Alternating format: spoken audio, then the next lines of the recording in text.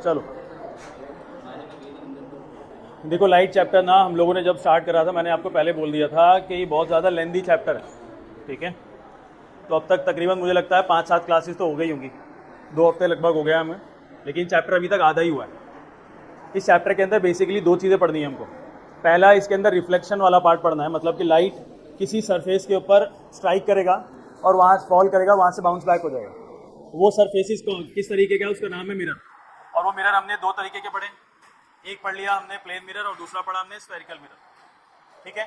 Spherical mirror के अंदर हम लोगों ने 2 अलग अलग तरीके के मिरर्स पढ़े, कॉनकेव मिरर और दूसरा कॉन्वेक्स मिरर। इसका हम लोगों ने इमेज फॉर्मेशन देखा है, इसका हम लोगों ने मिरर फार्मूला देखा, मैग्निफिकेशन फार्मूला देखा। लास्ट में मैंने बताया तुमको कि जो कोऑर्डिनेट एक्सेस हम लोग पढ़ रहे थे वो असल में कोऑर्डिनेट एक्सेस नहीं था, उसको क्या बोलते थे हम लोग, साइन कन्वेंशन, ठीक है। तो फर्क कोई नहीं है, बस यहाँ पे उसको साइन कन्वेंशन बोल दिया गया, ठीक है। अब चैप्टर का एक पार्ट हो गया ऑलमोस्ट कंप्लीट, 50% कंप्लीट है। अब हम लोग नेक्स्ट 50% स्टार्ट करेंगे। ये कुछ नया टॉपिक है, ठीक है। इसको हम लोग कहते हैं रिफ्रैक्शन। क्या कहते हैं?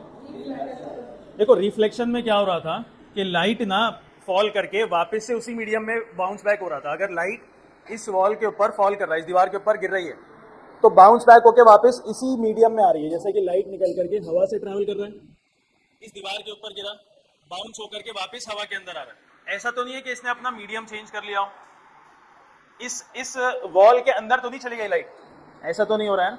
तो रिफ्लेक्शन में मीडियम चेंज नहीं हो रहा था। रिफ्लेक्शन में क्या नहीं हो रहा था? मीडियम चेंज नहीं हो रहा था। लेकिन जब ये रिफ्रैक्शन पढ़ेंगे हम लोग, इस रिफ्रैक्शन के अंदर लाइट का मीडियम चेंज हो जाएगा। मतलब कि अगर लाइट हवा से ट्रैवल कर रही है, हवा में ट्रैवल करते करते करते करते लाइट हो सकता है पानी के अंदर ट्रैवल करने लगे, तो यहाँ पे मीडियम चेंज हो चुका है। लाइट पानी में ट्रैवल करते करते हो सकता है ऑयल के अंदर चली जाए, ऑयल के अंदर ट्रैवल करते करते ग्लास में चला जाए, ग्लास से ट्रैवल करते करते डायमंड के अंदर आ जाए।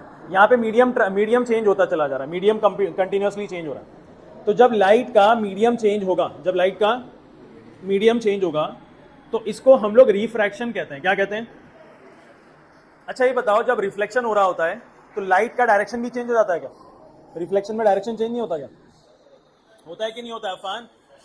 रिफ्लेक्शन में लाइट का डायरेक्शन चेंज होता है कि नहीं होता है? हो जाता है। रिफ्रैक्शन में भी डायरेक्शन चेंज होता है। रिफ्लेक्शन में भी क्या होता है?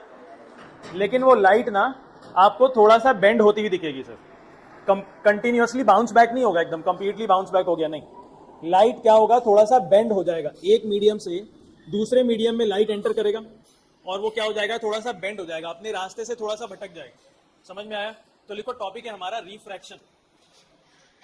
रिफ्रैक्शन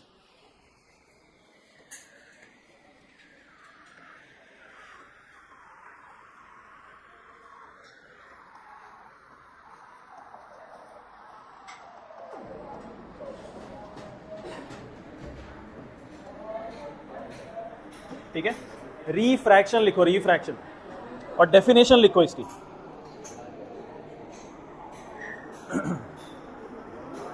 रिफ्रैक्शन लिखने के बाद डेफिनेशन बोल रहा हूं मैं, लिखिए definition. The change in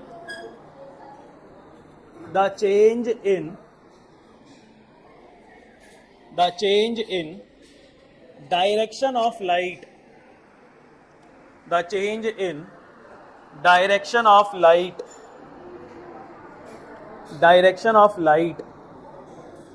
in going from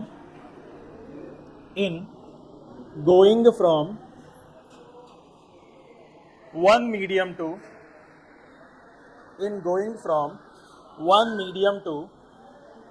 one medium यानी माध्यम, जरिया, one medium to another medium, एक मीडियम से दूसरे मीडियम में, ठीक है। अब देखो, इस टॉपिक के अंदर ना हम लोगों को बेसिकली 4 बातें पढ़नी है। इन 4 बातों को पहले हम लोग लिख लेते हैं, फिर एक एक करके पढ़ेंगे, ठीक है। पहला हम लोग लिखेंगे बेटा, refraction through glass slab. Refraction through glass slab. Glass slab का मतलब क्या है? ये खिड़की है ना, खिड़की के ऊपर जो ग्लास लगा हुआ है यही स्लैब है, ठीक है। लाइट अगर इसके थ्रू पास करती है तो किस तरीके से बेंड हो रहा होता है, इसको हम लोग देखेंगे डिटेल में, ठीक है। Refraction through a glass slab. दूसरा हम लोग पढ़ेंगे बेटा कि रिफ्रैक्टिव इंडेक्स क्या होता है। बहुत आराम से पढ़ना है ये टॉपिक, क्योंकि समझ में कम आता है ना, बहुत डिफिकल्ट है ये समझने में, बार बार दिक्कत देगा ये। दूसरा हम लोग देखेंगे रिफ्रैक्टिव इंडेक्स। तुम्हारा पेपर है परसों, रिफ्रैक्टिव इंडेक्स। तीसरा रिफ्रैक्शन थ्रू स्फेरिकल लेंसेज। ठीक है, हम लोग देखेंगे कि लेंसेज के थ्रू में रिफ्रैक्शन कैसे होगा। लेंस समझते हो ना, चश्मे जो लगा हुआ है मेरे, लेंस है। ये भी दो टाइप का होता है, फर्दर देखेंगे हम लोग। वैसे तुम लोगों को पता ही होगा नाम तो, लेकिन और बहुत सी बातें पढ़ेंगे उसके अंदर। रिफ्रैक्शन थ्रू स्फेरिकल लेंसेज, ठीक है। और लास्ट में इसके अंदर आएगा हमारे पास पावर ऑफ लेंसेज। जो लेंसेज आमतौर पे चश्मे के अंदर यूज हो रहा होता है, उनमें पावर होता है। वो पावर कैसे निकलेगा, वो असल में होता क्या है, इसके बारे में हम लोग डिटेल में पढ़ेंगे, ठीक है। चलिए ये 4 पॉइंट्स लिखो, फिर एक एक करके सबके टॉपिक बनाएंगे हम लोग। लिखो पहला topic, refraction through glass slab. Glass slab के थ्रू किस तरीके से रिफ्रैक्शन होगा, इसके बारे में हम लोग पढ़ेंगे। रिफ्रैक्शन थ्रू ग्लास स्लैब, ठीक है। Refraction through glass slab.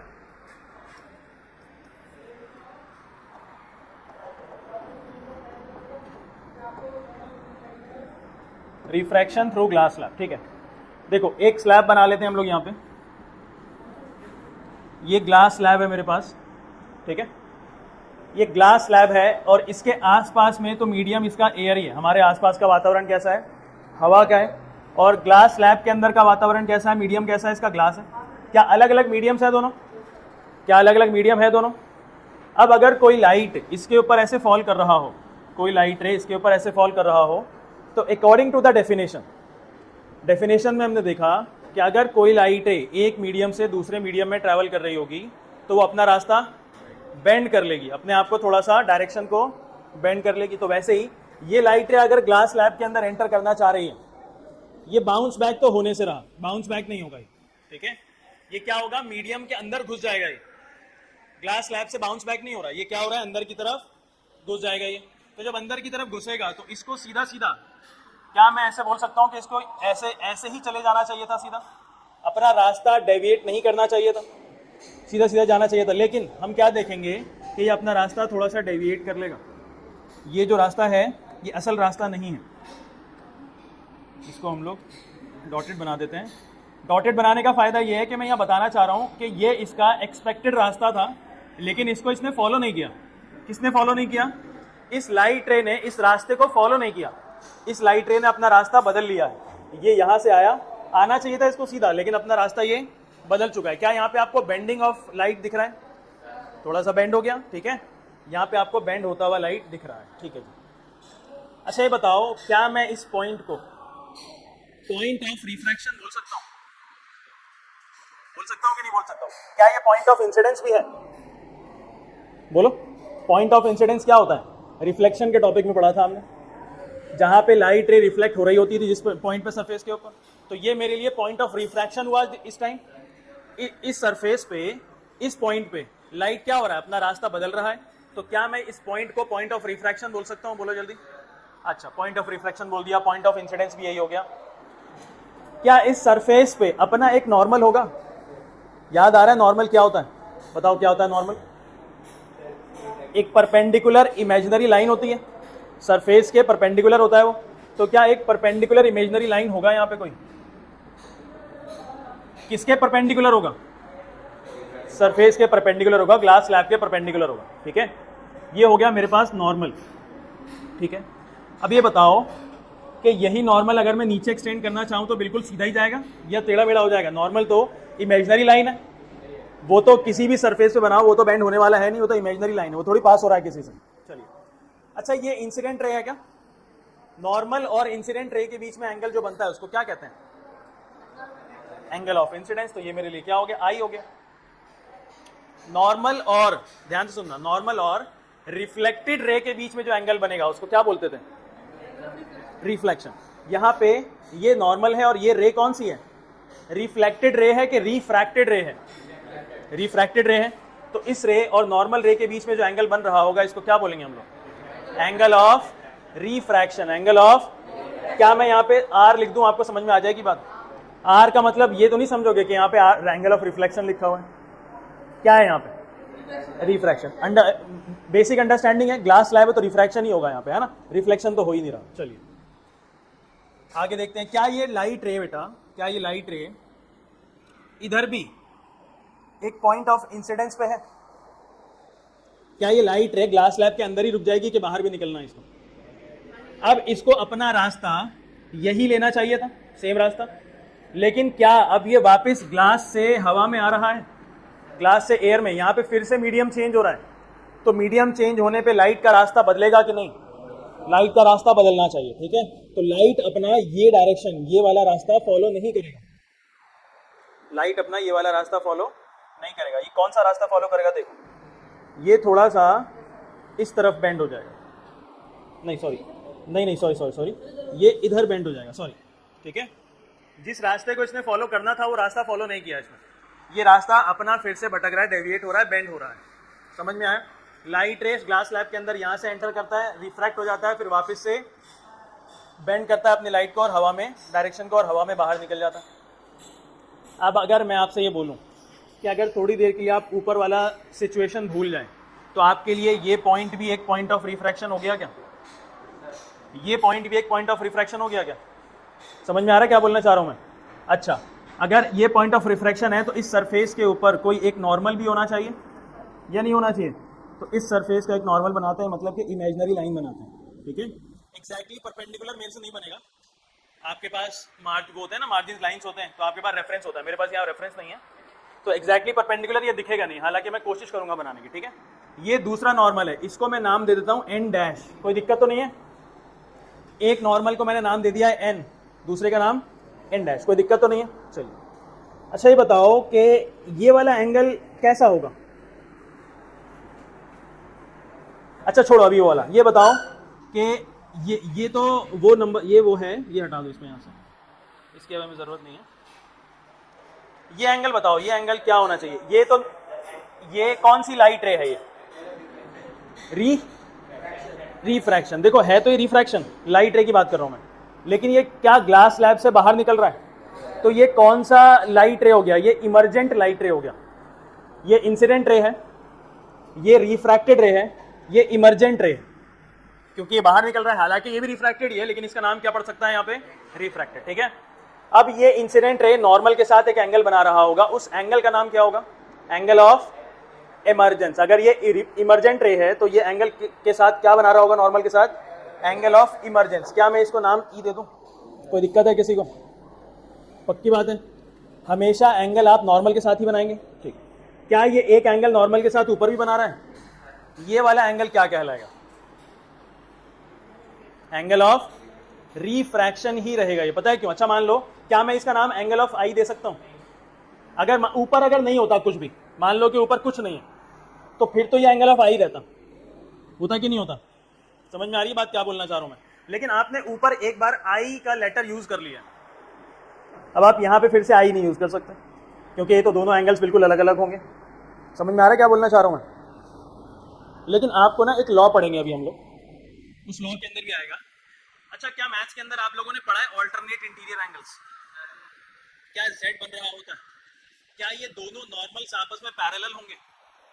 ये दोनों नॉर्मल्स कैसे होंगे आपस में? इसके बीच में एक लाइन जा रही है, ट्रांसवर्स कहते हैं इसको। ट्रांसवर्स कहते हैं कि नहीं कहते हैं? ऐसे पढ़ा नहीं है क्या तुम लोगों ने? ये ट्रांसवर्स लाइन होता है, ये पैरेलल लाइंस होते हैं, ठीक है? तो ये वाला एंगल और ये वाला एंगल बराबर होता है क्या हमेशा? तो क्या यही चीज आपको यहाँ बनती हुई दिख रही है क्या? जेड सबको दिख रहा है क्या? ये जेड बनता हुआ या नहीं दिख रहा? एक बार दिखा देता हूँ, ये जेड बनता हुआ दिख रहा है मुझे, सबको दिख रहा है कि नहीं? तो क्या जितना एंगल यहाँ पे होगा उतना एंगल यहाँ भी होना चाहिए? बोलो बात समझ में आई कि नहीं? तो ये दोनों एंगल्स जो अंदर बन रहे होंगे, दोनों ही angle of refraction, angle of, समझ में आया? ये एंगल ऑफ इंसिडेंस, ये angle of refraction, angle of refraction, और ये एंगल ऑफ इमर्जेंस। अब एक लास्ट बात यहाँ पे, क्या लाइट का ओरिजिनल पाथ ये था? क्या लाइट का ओरिजिनल पाथ ये था? क्या लाइट अपने असल रास्ते से भटक चुका है? क्या अपने रैयान, क्या लाइट अपने असल रास्ते से डेविएट हो चुका है? तो सवाल आएगा कि कितना डेविएशन हुआ? क्या इतना डेविएशन हो गया? इसको आप कोई भी नाम दे दो, एक्स। इसको क्या बोलेंगे हम लोग? क्या बोलेंगे? क्या बोलेंगे? इसको हम लोग क्या बोलेंगे? एक्स को लेटरल डिस्प्लेसमेंट। क्या बोलेंगे? Lateral displacement. बोलो बात यहां तक किसी को कोई डाउट, कोई दिक्कत? समझ में आया ग्लास स्लैब का कॉन्सेप्ट? ग्लास स्लैब जितना मुश्किल लग रहा है देखने में, इतना मुश्किल है नहीं। आपको इतना समझ में आ गया कि कौन सा एंगल होगा, ये कौन सा एंगल होगा, क्या रिफ्रैक्शन हो रहा है यहाँ पे, क्या दोनों एंगल बराबर हैं? कौन से दो एंगल? एंगल आई और एंगल आर। ये वाला बताओ। लेकिन अगर मैं बोलूं आपको रिफ्लेक्शन के कॉन्सेप्ट को याद करो, तो एंगल ऑफ इंसिडेंस और एंगल ऑफ रिफ्लेक्शन दोनों बराबर हुआ करते थे। यहां पे वही कॉन्सेप्ट है क्या? यहां पे दिख रहा है क्या बराबर? यहां पे एंगल ऑफ इंसिडेंस और एंगल ऑफ रिफ्रैक्शन बराबर नहीं होगा। याद रहेगा? अभी हम लोग लॉज भी पढ़ेंगे। ठीक है, फटाफट से इतना बनाओ, ये सारा बनाना है आपको।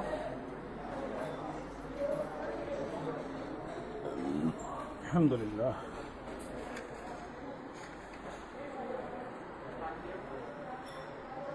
जल्दी करिए। हाँ बोला तो।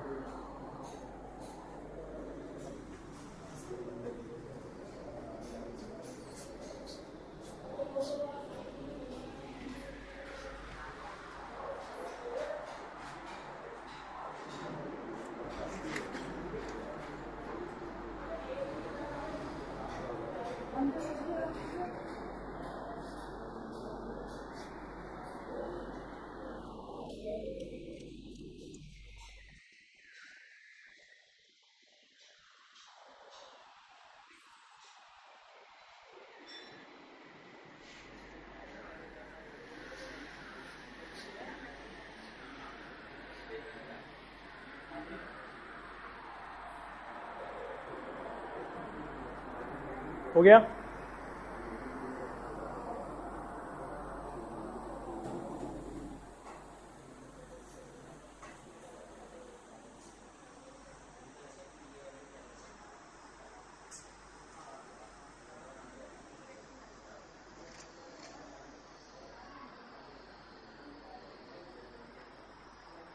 रैयान यार तुम्हारे नोट्स तो इनकम्प्लीट है।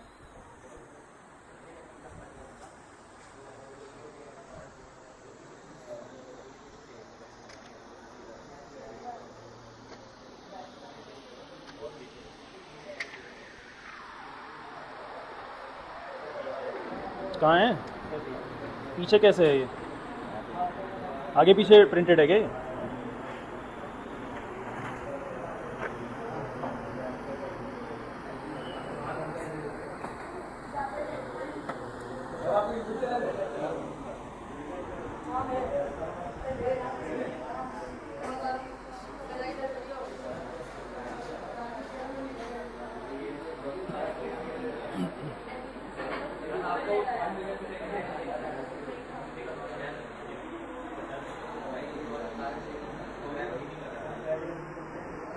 हो गया बच्चों?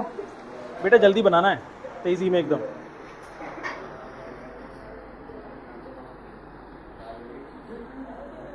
हो गया? चलिए यहां पे हम लोग कुछ बातें लिखेंगे अब।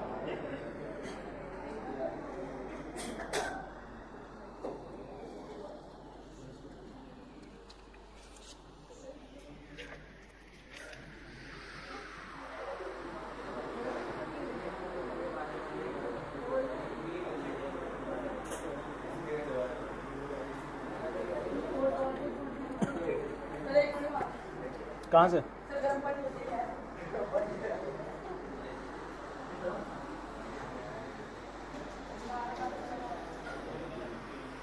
चलो हो गया। अच्छा ये बताओ कि एयर और ग्लास में क्या डिफरेंस है? तुमने 9th क्लास के अंदर डेंसिटी का कॉन्सेप्ट पढ़ा था। 9th क्लास में डेंसिटी पढ़ा था क्या? डेंसिटी, वैसे तो ये डेंसिटी और वो डेंसिटी अलग अलग है, लेकिन समझने के लिए हम लोग एक बात को समझ सकते हैं कि डेंसिटी मैंने समझाया था कि अगर बहुत सारे पार्टिकल्स एक जगह पे इकट्ठे हैं और बहुत ज़्यादा क्लोजली पैकिंग है तो डेंसिटी क्या होगी, बढ़ेगी। और अगर दूर दूर हैं सारे पार्टिकल्स तो डेंसिटी कम हो जाएगी। तो यही कॉन्सेप्ट आप यहाँ लगा सकते हैं। हवा में जो पार्टिकल्स हैं वो दूर दूर है क्या, तो इनकी डेंसिटी, और ग्लास के अंदर पार्टिकल्स क्या क्लोजली पैकिंग होगा क्या, करीब करीब है सब, तो इसके अंदर ग्लास का डेंसिटी ज़्यादा होगा। तो जो ये एयर है बेटा, इसको हम लोग कहते हैं रेयरर मीडियम। क्या कहते हैं, क्या एयर हमेशा रेयरर होगा क्या, क्या हमेशा हल्का मीडियम होगा क्या? देखो समझ लो, नहीं समझ में नहीं आएगा फिर। मैं ये कहना चाह रहा हूं कि हवा और ग्लास के अंदर डेंसिटी कम और ज़्यादा किसकी है, पूछना चाह रहा हूं मैं, ये बताओ। एयर की डेंसिटी कम है और ग्लास की ज़्यादा है। तो मैंने जो पेयर ऑफ मीडिया लिया हुआ है, मैंने जो पेयर लिया, यहाँ पे पेयर कौन सा है, हवा और ग्लास का, ये मेरा पेयर ऑफ क्या है, मीडिया, मीडियम्स, ठीक है। मीडियम का प्लूरल होता है मीडिया। तो मेरे पास पेयर ऑफ मीडिया क्या है, एयर और ग्लास। इन दोनों में कौन सा हल्का है, कौन सा भारी है? एयर हल्का है और ग्लास भारी है। तो जो मेरे लिए हल्का होगा उसको मैं क्या नाम दे दूंगा, और जो मेरे लिए भारी होगा उसका नाम डेंसर मीडियम नाम हो जाएगा। बोलो बात समझ में आई? ग्लास क्या हमेशा डेंसर होगा, ग्लास क्या हमेशा डेंसर होगा? नहीं भाई, तो बताना चाह रहा हूं बेटा, तुम नहीं समझ रहे, पानी पीने के चक्कर में लग रहे हो। क्या हवा हमेशा ही रेयरर मीडियम होगी? मैं बोल रहा हूं कि हमने जो पेयर को चूज करा है, हमने हवा और ग्लास को चूज करा है यहाँ पे, तो हवा और ग्लास में ही कंपेयर करना है बस। तो हवा और ग्लास में हवा रेयर है और ग्लास कैसा है, डेंसर है। अगर यहीं पे मैं अगर ग्लास की जगह पे है, या एक काम करो, रुक जाओ, मैं अगर एयर से ये एयर ही रखता और यहाँ ग्लास की जगह पे वैक्यूम कर देता, ग्लास नहीं होता, तो बताओ अब क्या एयर रेयर रह जाता? एयर भारी हो गया, वैक्यूम के अंदर तो कोई पार्टिकल ही नहीं है, तो वैक्यूम क्या हो जाएगा, रेयरर मीडियम हो जाएगा। यहाँ ग्लास की जगह पे आपको क्या लिखना पड़ता, रेयरर मीडियम लिखना पड़ता। समझ में आई बात? और यहाँ एयर की जगह पे आप क्या लिखते, फिर डेंसर मीडियम लिखते। तो हम लोग हमेशा रेयरर और डेंसर, हमने जो मीडिया चूज करा है, जो सेलेक्ट करा है, उसके कंपैरिजन में लिखेंगे हमेशा। किसी के साथ ऐसा है कि रेयरर एयर हमेशा रेयरर रहेगा, ऐसा नहीं है। इसके साथ हवा के साथ रेयरर मीडियम का लकब जोड़ना नहीं है, हमेशा ऐसा नहीं रहेगा। समझ में आई बात? रेयरर मीडियम और डेंसर मीडियम क्लियर हो गया? चलिए अब इसके नीचे ना बेटा हम लोग लिखेंगे laws of refraction, laws of refraction, laws of refraction.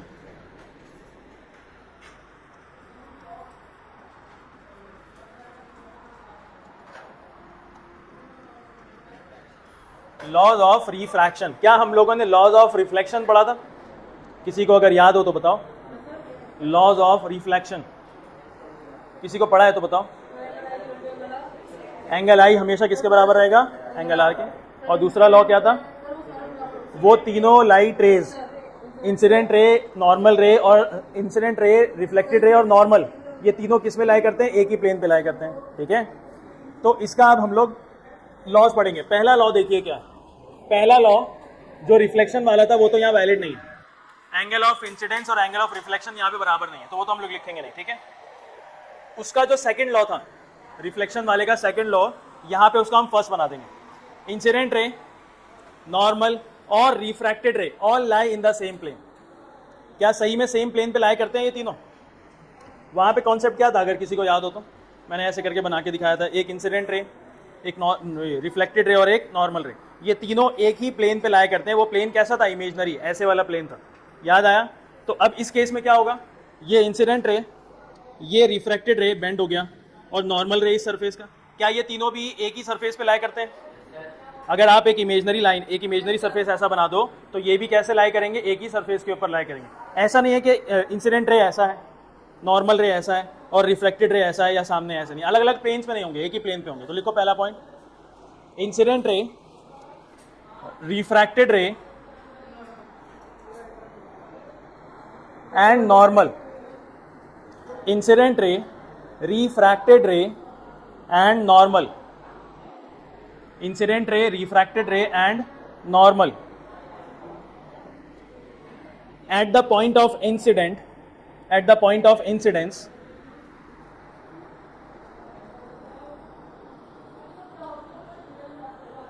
Comma लगाओ, all lie in the same plane, all lie in the same plane, in the same plane. बोलो कोई दिक्कत है? सही है। चलिए इसका अब second law, second law important है, समझने में दिक्कत भी हो सकती है, तो ध्यान से देखना इधर। सेकंड लॉ का नाम है बेटा स्नेल्स लॉ। सेकंड लॉ का नाम है स्नेल्स लॉ, ठीक है। सेकंड लॉ का क्या है, एक नाम दे दिया गया स्नेल्स लॉ। रिफ्लेक्शन वाले का एक लॉ था, एंगल आई किसके बराबर रहेगा, एंगल आर के, ये लॉ था है ना। यहाँ पे ये नहीं पढ़ेंगे हम लोग। अच्छा मैं ये उम्मीद कर रहा हूँ कि आप लोगों ने ट्रिग्नोमेट्री तो पढ़ी ली होगी थोड़ी बहुत, sine cos tan cot sec cosec सब पता ही होगा आप लोगों को, पता है ना। ठीक, ये ट्रिग्नोमेट्रिक रेशोज होते हैं, क्या इनको इंडिविजुअल पढ़ा जाता है कि हमेशा इनके साथ एक एंगल लगा हुआ होता है, साइन थीटा कॉस थीटा है ना, sine x cos x, angle लगा होता है इनके साथ हमेशा।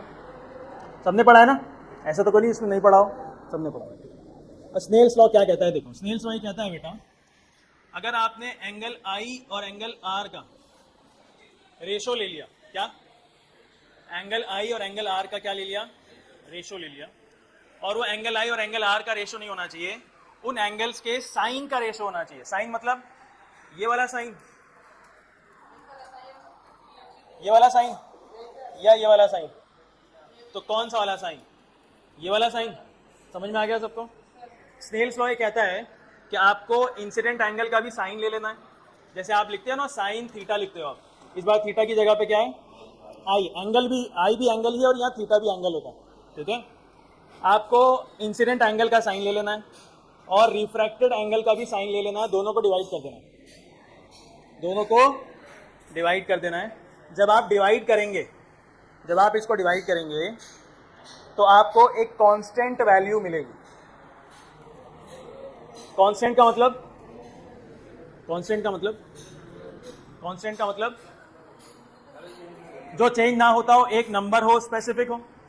तो स्नेल्स लॉ क्या कहता है कि अगर आपने इंसिडेंट एंगल का साइन और रिफ्रैक्टेड एंगल का साइन को डिवाइड कर दिया तो आपको ये डिवाइड करने के बाद एक कांस्टेंट वैल्यू देगा। क्या देगा, कांस्टेंट वैल्यू देगा। और वो कांस्टेंट वैल्यू क्या होगा, वो कांस्टेंट वैल्यू होगा रिफ्रैक्टिव इंडेक्स। ये नया वर्ड है एकदम, refractive index of pair of media.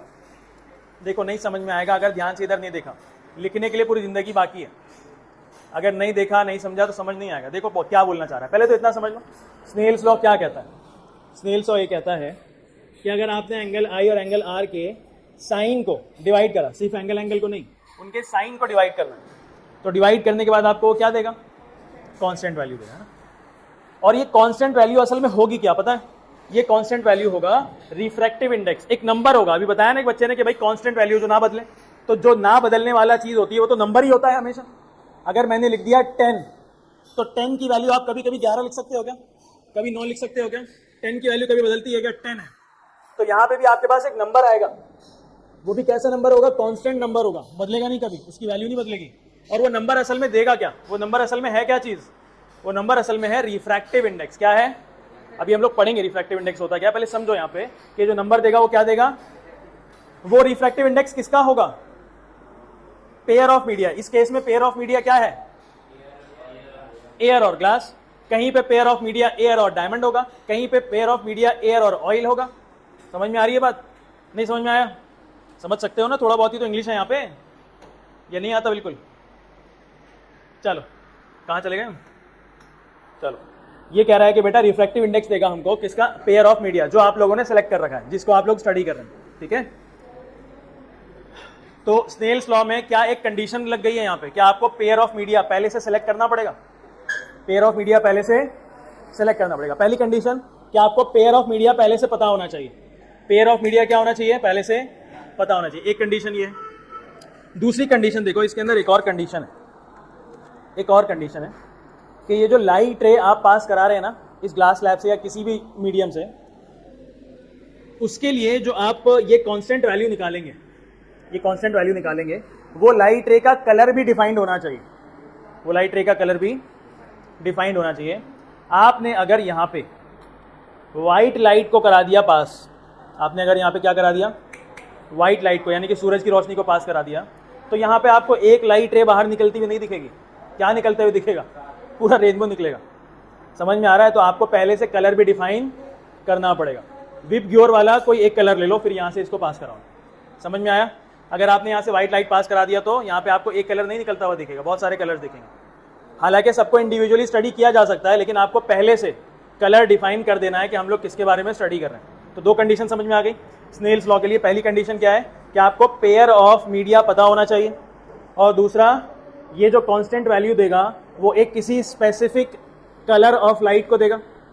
Light के किसी एक कलर के ही बारे में ही वैल्यू देगा। ये सारे नंबर्स के बाद सारे कलर्स के बारे में नहीं दे देगा। हालांकि पता लगाया जा सकता है, लेकिन आपको पहले से पता लगाना पड़ेगा कि कौन से कलर के बारे में आप स्टडी कर रहे हैं। थोड़ा सा मुश्किल हो गया, हिंदी में फिर से रिपीट करता हूँ मैं। आगे इतने सारे क्वेश्चंस करेंगे हम लोग, आपको बात समझ में आ जाएगी। ठीक है, एक बार देखो, स्नेल्स लॉ पढ़ रहे हैं। इसका हम लोगों ने लॉज ऑफ रिफ्लेक्शन में पहला लॉ बहुत ईजी था, सेकंड लॉ का नाम है स्नेल्स लॉ। नाम दे दिया इसने क्योंकि इसने पता लगाया, ये इसने जो है इसके ऊपर बहुत ज्यादा मेहनत करी है, इसने नाम दे दिया गया स्नेल्स लॉ। लो तुम्हारे नाम पे एक लॉ, तुम भी कर बना देना कोई कानून, तो तुम्हारे नाम पे कोई कानून। ठीक है, चलो नेक्स्ट। ये कहता है कि दोनों एंगल्स का, कौन से दोनों एंगल्स? आई कौन है? इंसिडेंट एंगल, और आर क्या है? इन दोनों के साइन लगा देना। इन दोनों के साथ क्या लगा देना है? इन दोनों के साथ कॉस नहीं लगाना, टेन नहीं लगाना, सेक नहीं लगाना, क्या लगाना है? साइन लगा देना है। दोनों को डिवाइड कर देना। ठीक है, डिवाइड करने के बाद क्या ये गायब हो चुका होगा? ये क्या मिल जाएगा आपको? Constant number. कोई एक इमेजिन करो, नंबर 1 से लेकर 10 तक। 10, ठीक है, नंबर आ गया 10। वो नंबर आपको क्या दे रहा होगा? वो क्या देगा? क्या देगा? किसका देगा? कौन सा पेयर ऑफ मीडिया लिया था? पिछले केस में एयर ऑफ ग्लास लिया था, आप कोई भी पेयर ऑफ मीडिया ले लो। पहला कंडीशन कि पेयर ऑफ मीडिया का देगा, पहला कंडीशन। और दूसरा कंडीशन कि आपको लाइट का कोई एक स्पेसिफिक कलर के बारे में इंफॉर्मेशन देगा। समझ में आ रही है बात? दो बातें समझ में आई? तो लिखो स्नेल्स लॉ की डेफिनेशन पहले।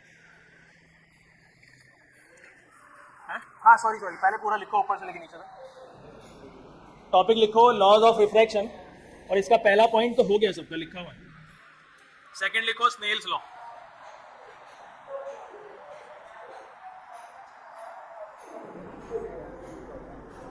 लिखो the ratio of, Snell's law की डेफिनेशन, द रेशो ऑफ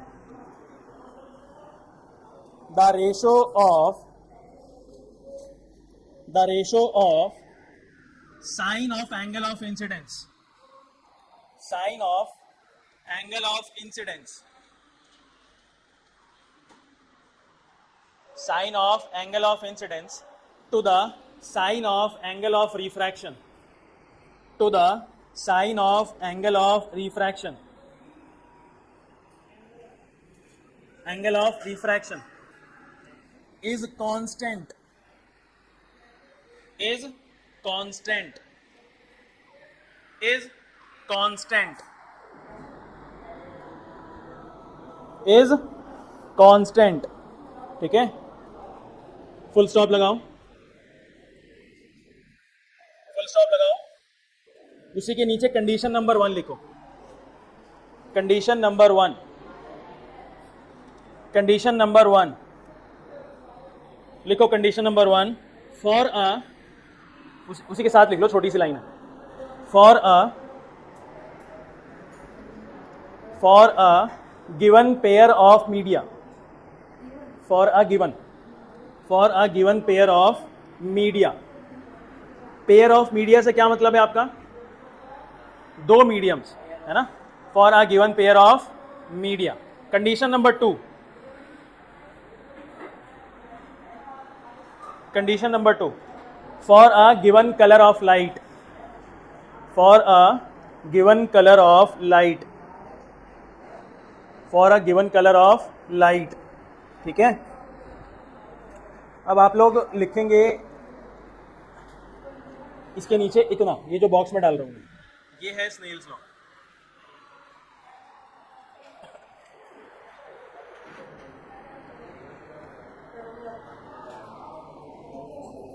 लिखिए, ये है Snell's law. Sine i upon sine r equal to constant, equal to constant.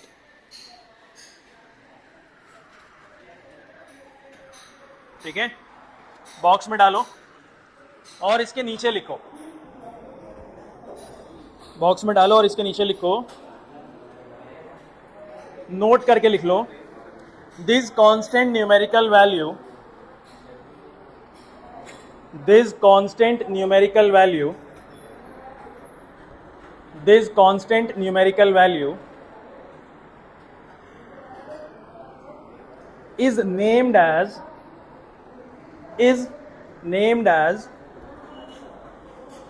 named as refractive index, is named as refractive index,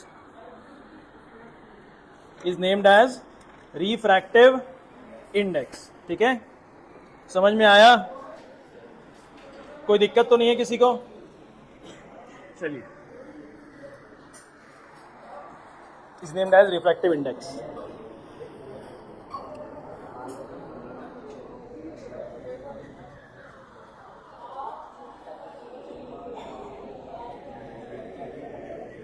अब देखो कुछ situations देखिएगा।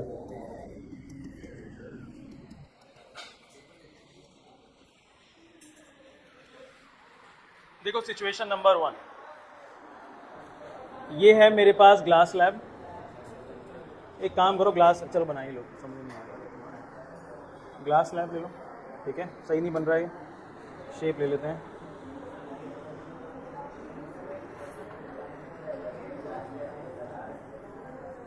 बढ़िया glass slab एकदम। चलिए इधर देखो, अब ये मैंने ले लिया ग्लास स्लैब। ठीक है, यहाँ पे तो हवा है और यहाँ पे ग्लास है, और इस ग्लास स्लैब का अपना इस सरफेस का कोई नॉर्मल है। ठीक है, ये नॉर्मल है। लाइट रे एंटर करती है यहाँ पे, इस पॉइंट पे। लाइट रे बेंड होगी क्या? इसका असल रास्ता ये था, क्या ये रास्ता एक्वायर करेगा? ये कौन सा रास्ता एक्वायर करेगा? क्या थोड़ा इस तरफ बेंड हो जाएगा या फिर इस तरफ बेंड होगा? बेंड तो बेंड होता है, कहीं भी बेंड हो जाए। अब सुनो ध्यान से, कॉन्सेप्ट क्या है। सिचुएशन नंबर 1, अगर लाइट रे रेयरर मीडियम से, अगर लाइट रे रेयरर मीडियम से कहाँ जा रही है? डेंसर मीडियम की तरफ। तो लाइट रे किधर बेंड होगी? Bend towards normal. याद रख लो। देखो दिख रहा है क्या सबको? क्या लाइट रे रेयरर मीडियम से डेंसर मीडियम में ट्रैवल कर रहा है यहाँ पे? तो किस तरफ बेंड हो जाएगा? नॉर्मल की तरफ। किस तरफ बेंड हो जाएगा? नॉर्मल की तरफ। याद रहेगा? अब ध्यान दो इधर। अब हम लोग क्या करेंगे, ये सिचुएशन नंबर 1 हो गया मेरा।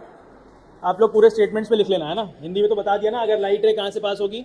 रेयर से डेंसर। तो ये लाइट रे किधर बेंड हो जाएगा? Towards the normal.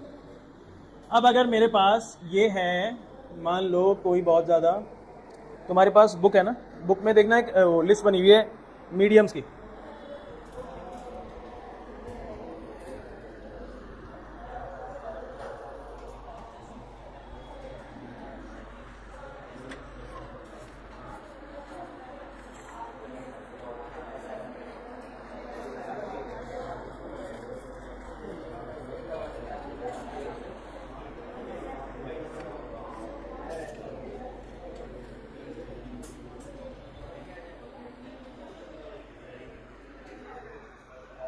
चलो हटाओ। देखो इधर, यार ग्लास से ज़्यादा है।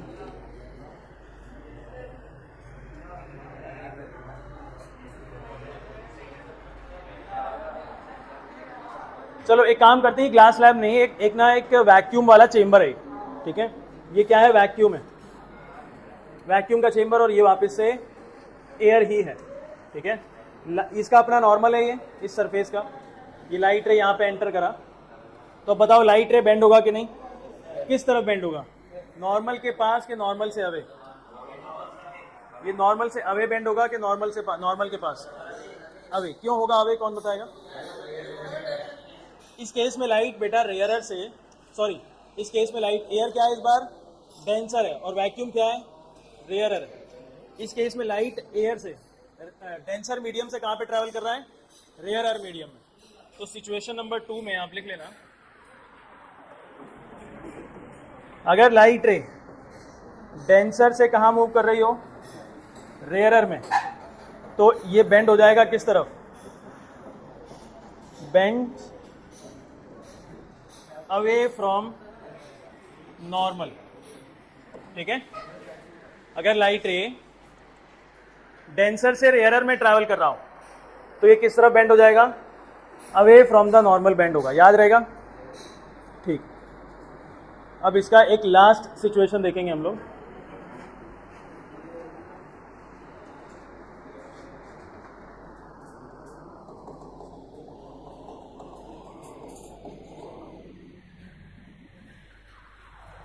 ये वही हवा और ये ग्लास। लाइट रे अगर एंटर करे हवा से ग्लास में तो बेंड होगा कि नहीं? लाइट रे अगर हवा से ग्लास में एंटर करे तो बेंड होगा कि नहीं? जल्दी बताओ। अगर लाइट रे हवा से ग्लास में आए तो लाइट रे बेंड होगी कि नहीं? होना चाहिए भाई, जो हम लोगों ने पढ़ा है उसके हिसाब से तो होना चाहिए। लेकिन अब देखो ज़रा, ये है इस सरफेस का नॉर्मल। रैयान दिख रहा है ना इधर? ये है इस सरफेस का नॉर्मल। इस सरफेस के नॉर्मल के अलोंग एक लाइट रे आ रही है। इस नॉर्मल के अलोंग एक लाइट रे आई और इस पे फॉल करा है सरफेस पे। तो बताओ लाइट रे बेंड होगी कहीं? अगर कोई भी लाइट रे ऑब्लिक, ये ऑब्लिक है क्या लाइट रे? बिल्कुल कैसे आ रहा है? अलोंग द नॉर्मल आ रहा है। ऑब्लिक नहीं आ रहा, तिरछा नहीं आ रहा। कैसे आ रहा है? Along the normal. तो बताओ लाइट रे कहीं बेंड होगा?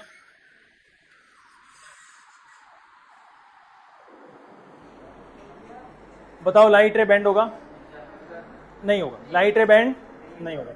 लाइट को बेंड होने के लिए ना एक कंडीशन और है कि लाइट किसी भी सरफेस पे ना ऑब्लिक जाना जरूरी है। अगर अलोंग द नॉर्मल जाएगा तो बेंड नहीं होगा। थोड़ा सा तिरछा होना जरूरी है, थोड़ा सा तिरछा होना जरूरी है। अगर लाइट रे अलोंग द नॉर्मल आ रहा है तो ये अपना रास्ता एज इट इज चला जाएगा सीधा, बेंड नहीं होगा। समझ में आया? तो सिचुएशन नंबर 3 में आप लिखेंगे light will not bend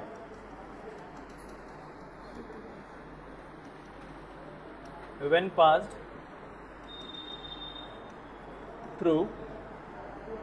passed through pair of media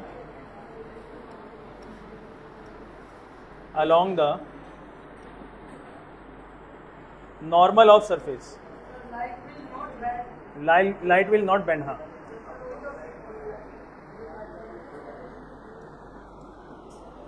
ठीक है।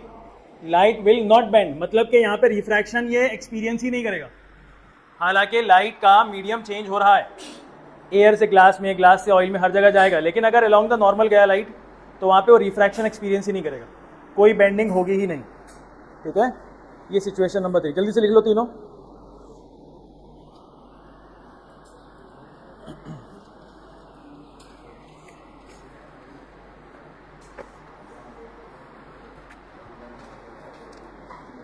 लिख लिया?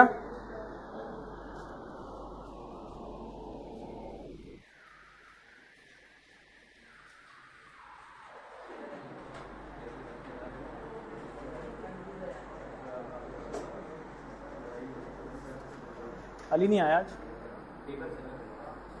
और फरहान नहीं आया, और अयान तो गायब। कल आया था अयान?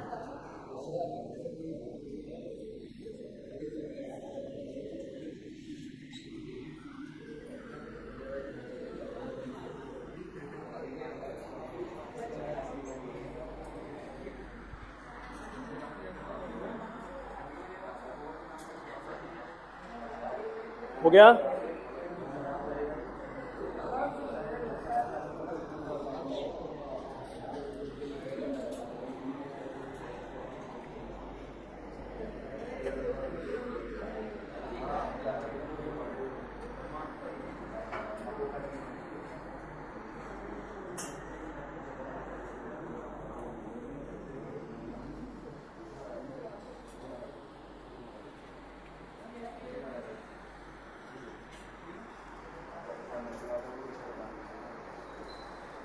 हो गया?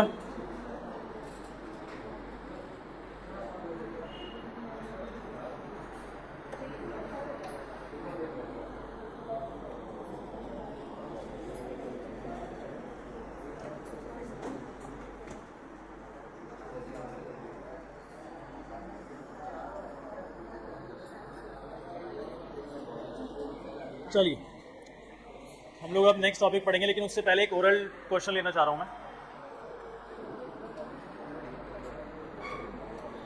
चलो ये बताओ ज़रा मेरे को, एक सिचुएशन है ये,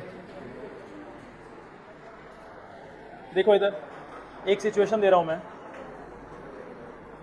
ग्लास से लाइट निकलेगी एयर में, ये ग्लास से जा रही है लाइट, ठीक है, एयर में जाइए, बेंड तो होना है क्योंकि मीडियम चेंज होगा।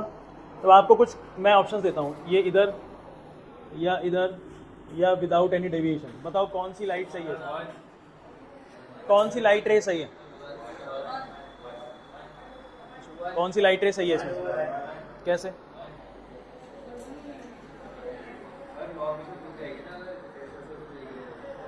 पीछे वाले बोलो। थर्ड।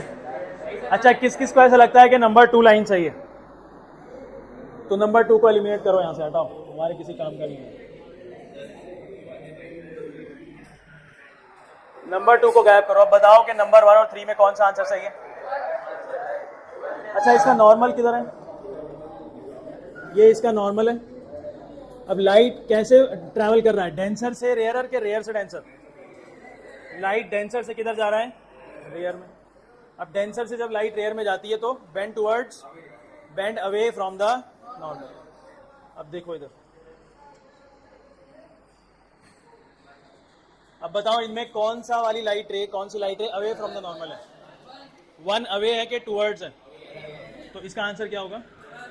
तो ये हमारा नंबर 3 जो है गलत लाइट है। समझ में आया? ऐसे ही ना ऊटपटांग सिचुएशंस आएगी अभी आगे, तो आपको समझना होगा डिटेल में। नेक्स्ट टॉपिक लिखो, रिफ्रैक्टिव इंडेक्स।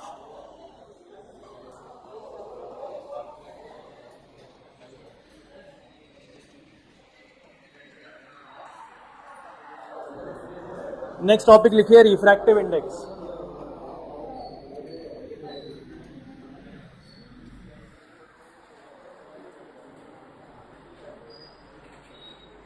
हो गया? नेक्स्ट टॉपिक है रिफ्रैक्टिव इंडेक्स। क्या स्नेल्स लॉ सबको याद हो गया? क्या था बताओ? कांस्टेंट, ठीक है। वो कांस्टेंट वैल्यू आपको क्या दे रहा था? है ना, पेयर ऑफ मीडिया, ठीक है। वैसे ही अब हम लोग यहाँ पे पढ़ेंगे कि असल में रिफ्रैक्टिव इंडेक्स होता क्या। तो देखो, किसी भी पेयर ऑफ मीडिया में जब लाइट रे ट्रैवल कर रही होती है, एक मीडियम से दूसरे मीडियम में लाइट रे ट्रैवल कर रही होती है, तो उस लाइट की स्पीड में चेंज आ जाता है। ये बताओ कि वैक्यूम में लाइट की स्पीड कितनी है?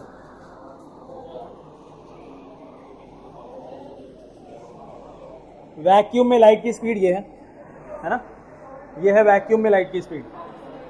अगर मैं बोलूं हवा में जब लाइट आ जाएगी, हवा में लाइट की स्पीड कितनी है लगभग? क्या अप्रोक्सीमेटली सेम बोल सकते हैं? लेकिन आपको पता है कि कम है, तो रीजन बताओ क्यों कम है?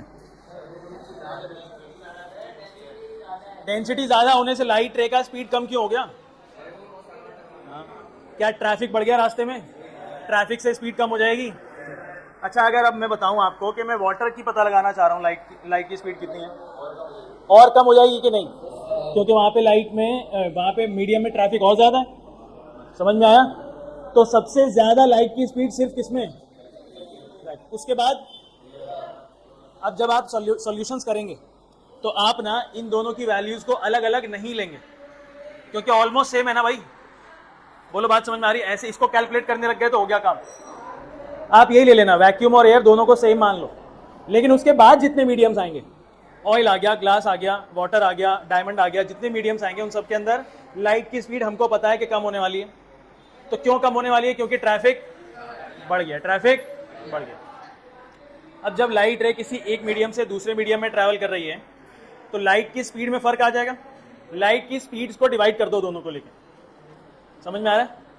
पहले मीडियम की लाइट की स्पीड लो और दूसरे मीडियम की लाइट की स्पीड लो, ऊपर नीचे कर सकते हैं हम लोग, बताएंगे आगे हम। दोनों को डिवाइड कर दो, जितना भी नंबर आए वो आपको क्या देगा? वो क्या देगा? क्या रिफ्रैक्टिव इंडेक्स कहीं और से भी आ रहा था? स्नेल्स लॉ से आ रहा था। तो रिफ्रैक्टिव इंडेक्स दोनों तरीकों से निकाला जा सकता है। हम लोग स्नेल्स लॉ यूज नहीं करेंगे, हालांकि तुम लोग कर सकते हो कि नहीं? sin 30 अपॉन sin 45 कर सकते हो ना। लेकिन क्या हमेशा sin 30 और sin 45 मिलेगा क्या? कि sin 2 डिग्री भी हो सकता है, sin 9 डिग्री भी हो सकता है, उसकी वैल्यूज याद है आपको, इसलिए हम लोग अभी फिलहाल के लिए स्नेल्स लॉ यूज करके वैल्यूज नहीं निकालेंगे, हम लोग यहाँ पे इजी मेथड देखेंगे, ठीक है। तो पहले डेफिनेशन लिखो, the ratio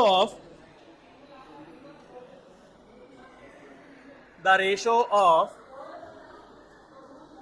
speed of light, the ratio of speed of light in vacuum, the ratio of speed of light in vacuum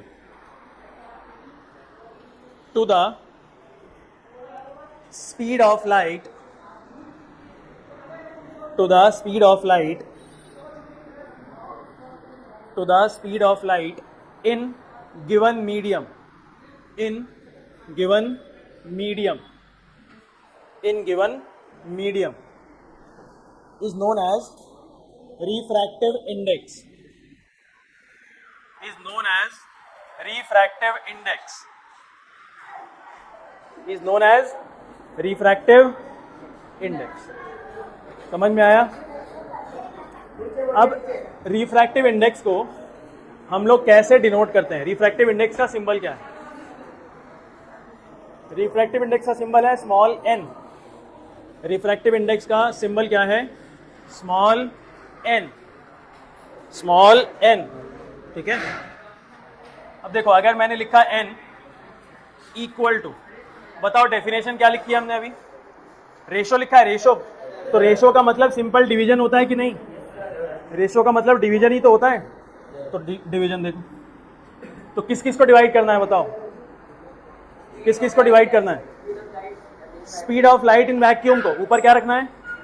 speed of light in vacuum, ठीक है। स्पेलिंग चेक कर लेना वैक्यूम की।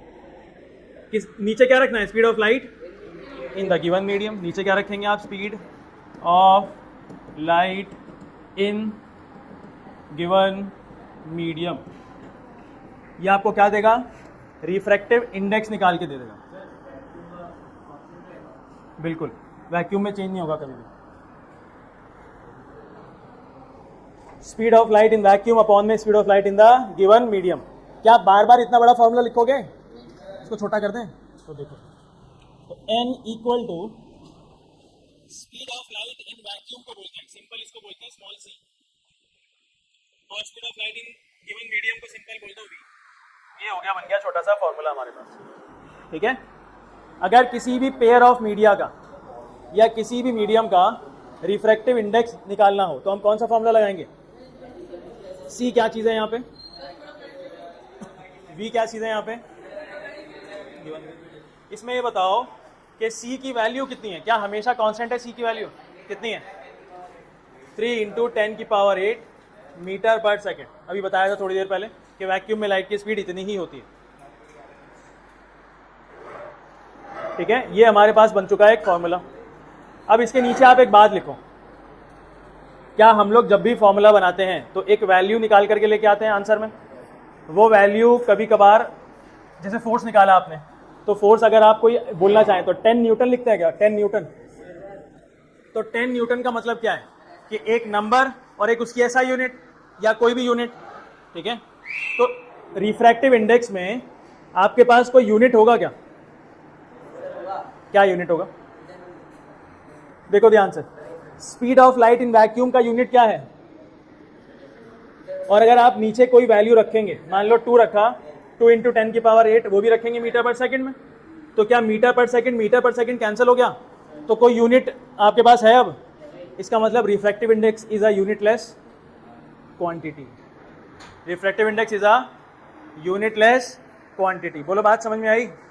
समझ में आया ना? ऊपर कोई यूनिट बचा ना नीचे, तो सिंपल एक नंबर बचेगा आपके पास, 1.5 एक नंबर आ जाएगा यहाँ पे, और वहां पे नंबर आने के बाद उसके साथ कोई यूनिट लगाने की जरूरत नहीं। इसका मतलब refractive index is a unitless quantity. तो नीचे लिख लो नोट करके, it is a unitless quantity, it is a unitless quantity. अभी 5 मिनट हैं, भागना कहाँ चाह रहे हो तुम लोग? अभी एक क्वेश्चन करेंगे। 12 हो गए क्या? 7-12 अभी नहीं हुए, 6-12। अच्छा पीछे है क्या वो? चलो अब रुक जाओ, एक लाइन आखिरी और बस। ये जो रिफ्रैक्टिव इंडेक्स है ना, जो हम लोग निकालेंगे एन से, इसको हम लोग एब्सोल्यूट रिफ्रैक्टिव इंडेक्स भी कहते हैं। क्या कहते हैं? इसी को, इस एन को क्या बोलते हैं? रिफ्रैक्टिव इंडेक्स प्लस, और क्या बोला जाता है?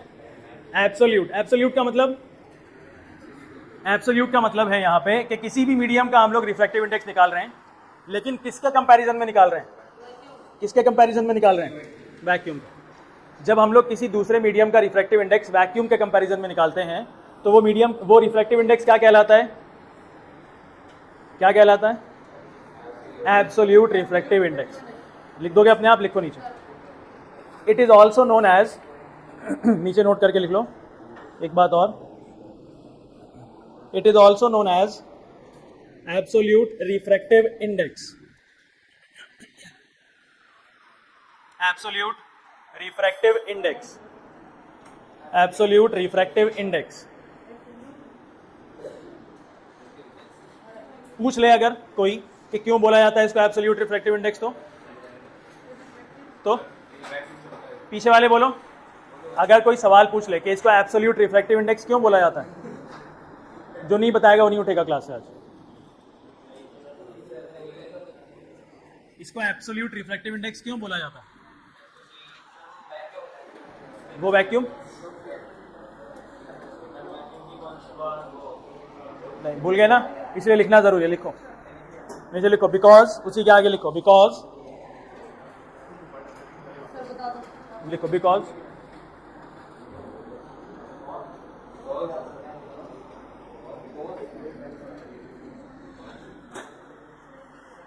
बिकॉज कैसे लिखेंगे?